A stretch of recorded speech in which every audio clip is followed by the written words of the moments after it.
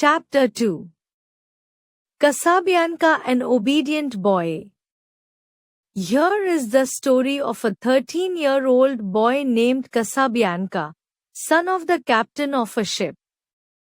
He remained at his post for obeying his father's order after the ship had taken fire and all men abandoned the ship. It was a horrifying battle at the sea where the roar of big cannon guns were heard from a distance. There was black smoke everywhere in the sky.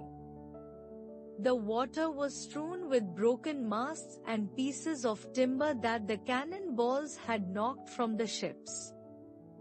Many men were killed and many more were wounded. The flagship had taken fire. The flames were breaking out from below. The deck was still ablaze. The men who were left alive made haste to launch a small boat. They leaped into it and rowed swiftly away to some other place which was safer now than on board of that burning ship. There was gunpowder in the hold. But the captain's son, young Casabianca, still stood upon the deck. The flames were almost all around him now, but he would not stir from his post.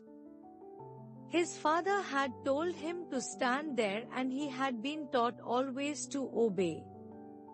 He trusted his father's word and believed that when the right time would come, he would tell him to go. He saw the men leap into the boats.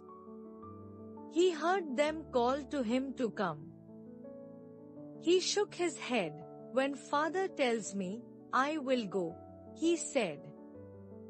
And now the flames were leaping up the masts. The sails were all ablaze. The fire blew hot upon his cheek. It scorched his hair. It was before him, behind him, and all around him. "Oh, father," he cried, "may I not go now? The men have all left the ship. Is it not the right time that we too should leave it?" He did not know that his father was lying in the burning cabin below. A cannonball had struck him dead. The boy listened to hear his answer. "Speak louder, father," he cried. "I am unable to hear you." Above the roaring of the flames, above the crashing of the falling spars, above the booming of the guns, he fancied that his father's voice came faintly to him through the scorching air. "I am here, father." "Speak once again," he gasped. But what is that? A great flash of light fills the air, clouds of smoke shoot quickly upward to the sky, and boom! Oh, what a terrible sound! Louder than thunder, louder than the roar of all the guns.